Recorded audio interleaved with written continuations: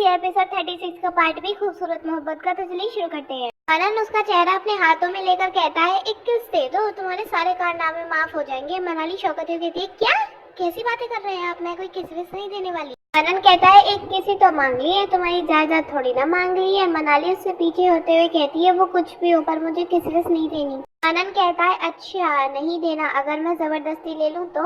ये सुनकर मनाली की आंखें नम हो जाती हैं। मनन ने जब नोटिस करा तो उसके चेहरे की मुस्कुराहट गायब हो गई। मनन उसके पास आते हुए कहता है, अरे अरे मैं तो मजाक कर रहा था यार, अब तुम रोने धोने मत लगना, मुझे कोई किसमिस नहीं चाहिए। मनाली की ये बात सुनकर सांस में सांस आई। मनन मुंह बनाते हुए कहता है, बस अब खाना ही खिला दो, मार तो पहले ही खिला दी है तुमने। मनाली मनन की बात सुनकर मुस्कुराती है और टेबल से खाना उठाकर उसके सामने रख देती है। मनाली ने मनन को खाना खाने का इशारा किया तो मनन उसके सामने मुंह खोलकर बैठ गया। मनाली उसकी इस हरकत से चिढ़ गई, पर फिर भी मनाली ने उसे खाना खिलाया। फिर मनन उसके हाथ से खाना खाते हुए कहता है, वैसे एक बात कहूँ, मुझे नहीं लगता था तुम मुझ पे इतना भी गुस्सा हो सकती हो।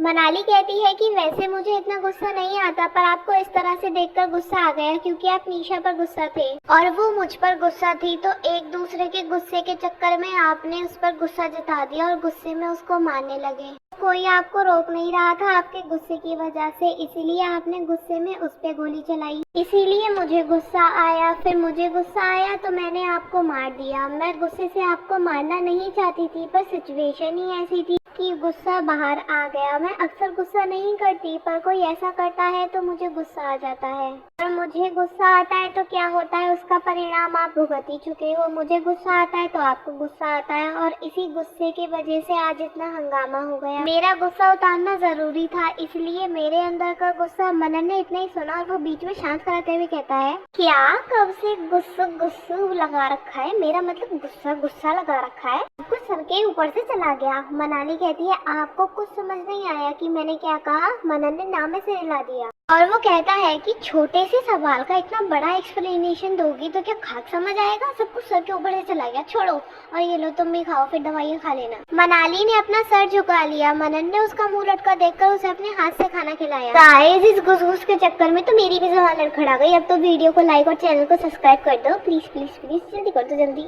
मनन उसे खाना खिलाता है और उसे दवाइयाँ भी देता है। मनाली अपना सारा सामान देखते हुए कहती है, आप मेरा सारा सामान लेकर आ गए, मैंने तो बस अपनी दवाइयाँ मंगवाई थी। मनन कहता है, तुम यहीं रहने वाली हो ना, इसलिए मैं सारा सामान ले आया, इसमें गलत क्या है। मनाली ने मनन की बातें सुनकर अपना सर पकड़ लिया। उसने कुछ बोलना ठीक नहीं समझा। वो प्लेट लेकर बाहर आने को हुई तो मनन भी उसके साथ आ गया। यहाँ सुभाष जी और रानी जी पूरे घर का हाल देखकर सोफे में बैठे हुए थे। मंदिरा उन्हें देखकर कहती है, उस मनन ने हमारे घर का क्या हाल कर दिया है, सारी जगह कांच बिखरे हुए हैं। रानी जी कहती है, ये सब उसी लड़की की वजह से हुआ है, उसी ने हमारी शिकायत मनन साहब से कर दी और उन्होंने हमारे घर का ये हाल कर दिया। मुझे तो सोचकर ही डर लग रहा है कि आगे क्या होगा। इतना कहकर ही रानी जी की आंखों में आंसू आ जाते हैं। सुभाष जी दोनों की बातें बहुत गौर से सुन रहे थे, वो बस एक ही जगह देखे जा रहे थे। अभी रानी जी उनसे कहती है, अरे अब आपको क्या हो गया, कुछ बोल क्यों नहीं रहे आप। सुभाष जी ने कोई जवाब नहीं दिया। मंदिरा उनसे कहती है, पापा क्या हुआ आपको, कुछ तो बोलिए। इतना सुनकर भी सुभाष जी कुछ नहीं बोले, वह उठे और अपने कमरे में चले गए। रानी जी और मंदिरा समझ ही नहीं पाए कि उनको क्या हुआ, तो वो भी वहीं बैठकर ये सब सोचने लगी। वहीं दूसरी साइड बाहर सब मनाली का वेट कर रहे थे। वो उन्हें दिखी तो उनके चेहरे पे स्माइल आ गई और पीछे मनन को देखकर वो सब हैरान हो गए। वो सब अपनी जगह से उठ खड़े हुए। मनन उन्हें देख के कहता है, क्या ऐसे क्या देख रहे हो सब। तभी अंश कहता है कि नहीं, तू ऐसे गुस्सा होके गया था और एकदम ऐसे शांत होके आ गया, बड़ी हैरानी की बात है यार। मनन ने मनाली की तरफ देखा, मनाली उसकी तरफ देखकर मुंह घुमाकर किचन में चली गई। अमर कहता है कि अरे भाई शांत कैसे नहीं होगा, उसको डोज जो मिल गया। इतना सुनकर सब वहाँ पर मुस्कुराने लगे। मनन कहता है कि अबे चुप कर, काहे को गुस्सा दिला रहा है। अभी अमर कहता है कि ओहो तेरे अंदर अब भी गुस्सा है, हमें लगा तू कमरे में ही छोड़ के आ गया। इतना सुनकर हनी अपनी जगह से उठा और मस्ती के मूड में मनन के पास आया। हनी को ऐसे देखकर सब लोग उसकी मजाक उड़ाने लगे। हनी मनन के आगे टीवी का रिमोट करते हुए कहता है, इतने दिनों बाद आपको किसी लड़की के हाथ की मार खाने का सौभाग्य प्राप्त हुआ है, तो आपको कैसा लग रहा है यजमान। हनी की ये हरकत देखकर वहाँ पे सब लोग मुंह दबाए हंसे जा रहे थे और मनन उसे घूरे जा रहा था। मनन का कोई जवाब ना पाकर हनी थोड़ा पीछे हटता है और उसे चिढ़ाते हुए कहता है, आशा है कि आपको बड़ा ही आनंद प्राप्त हुआ होगा और हमें आपसे यही आशा है कि आप आगे भी ऐसे ही अपनी श्रीमती के हाथों से मार खाएंगे। और हमारा मनोरंजन करेंगे। आपने इतनी प्रभावशाली वार्तालाप की, उसके लिए आपका कोटि कोटि धन्यवाद। इतना सब कुछ सुनकर वहाँ पे सभी लोग हंसने लगते हैं। मनाली भी उन सबको देखकर हैरान हो जाती है। वहाँ सब लोग हंस हंस कर लोटपोट हो गए और मनन का गुस्सा कुछ ज्यादा ही चढ़ गया था। वो हनी को मारने के लिए उसके पीछे पीछे भागा। मनन उसको गालियां ही दिए जा रहा था और ये देखकर सब लोग हंस हंस कर लोटपोट हो रहे थे। हनी उसके हाथ ही नहीं आया तो मनन थक हार कर सोफे पे बैठ गया और लंबी लंबी सांसें लेने लगा। हनी उसको चिढ़ाते हुए कहता है, क्या हुआ श्रीमान, इतनी जल्दी पराजय स्वीकार कर ली? हमें तो लगा था कि आप बड़े ही महान शूरवीर योद्धा हैं, हमें नहीं पता था कि आप इतनी जल्दी हार मान जाएंगे। मनन सबकी तरफ देखते हुए कहता है, अरे यार, इसको कोई नाटक कंपनी से उठा के लेकर आया है क्या? इसको इसकी जगह पे फेंक क्या हो यार, अपनी पुरानी घिसी पिटी हिंदी से सबको पका रहा है। अमर हंसते हुए कहता है, वो कहाँ से भी आया हो पर मजा बहुत आ रहा है। मनन उसके सिर पे मारते हुए कहता है, तुझे बड़े मजे आ रहे हैं, मेरा मजाक बना रहा है, वो दिखता नहीं है तुझे? अभी अंश बीच में बोलता है, भाई वो तेरा मजाक ही तो बना रहा है, इसमें भड़कने वाली क्या बात है, हम भी तो हनी का मजाक बनाते हैं ना, तो आज वो तेरा मजाक बना रहा है।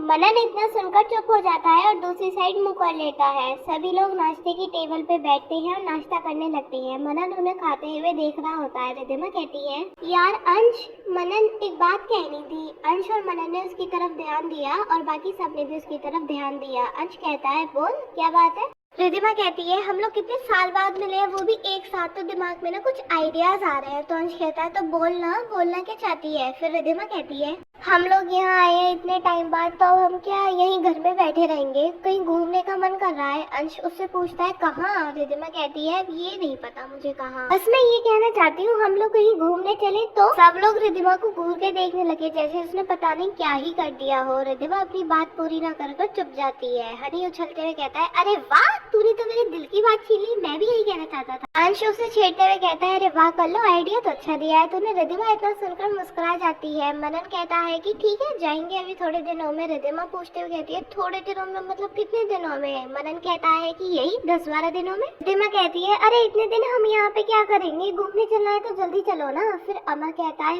रिद्धिमा सही कह रही है, हम इतने दिन यहाँ रुकेंगे, फिर घूमने जाएंगे, वहाँ रुकेंगे कुछ दिन, मेरा बॉस तो मुझे मार डालेगा, इतनी छुट्टियाँ नहीं ली है मैंने। सैम थोड़ी बेरुखी से कहता है, और वैसे भी हम रोज खाली नहीं बैठे रहते तुम्हारी तरह घर, हमें रोज कुछ न कुछ काम होता है। मनन कुछ बोलने को हुआ तभी अंश बोल पड़ता है, ओह तुम तो बड़ी कलेक्टर हो ना, तुम्हें रोज काम होता है। अंश उसे घूर कर देखने लगा तो सैम ने दूसरी तरफ मुंह फेर लिया। तभी अमर कहता है, अरे यार वो सब छोड़ो, मैं बस इतना कहना चाहता हूँ कि अगर हमें घूमने जाना है तो हमें जल्दी जल्दी जाना चाहिए, इतने दिन हमारा यहाँ रुकना पॉसिबल नहीं है। अमर की बात पे मनन को सोचते हुए बोलता है, ठीक है, मेरा काम था यहाँ पर चलो कोई बात नहीं, तुम्हारा भी तो देखना पड़ेगा ना, कोई जगह डिसाइड करो जहाँ पर हम लोग फुल एंजॉय कर सके। रिद्धिमा कहती है, मैंने जगह डिसाइड कर लिया है। इतना सुनकर सभी लोग रिद्धिमा की तरफ देखने लगते हैं। हनी खुशी से उछलते हुए कहता है, अरे तू बोलना कौन सी जगह है? रिद्धिमा कहती है, नैनीताल। अंश मुस्कुराते हुए कहता है, बढ़िया है। मनन कहता है कि तो ये अब तय रहा कि हम नैनीताल जा रहे हैं। वहीं मनाली नैनीताल का नाम सुन के घबरा गई, उसके पसीने छूटने लगे, उसकी आंखें नम होती चली गई, उसकी आंखों के आगे अंधेरा छाने लगा और पता नहीं उसे क्या ही होने लगा था और अंदर से अजीब सी बेचैनी होने लगी। अब तो वही जानती थी कि उसे किस बात का डर था।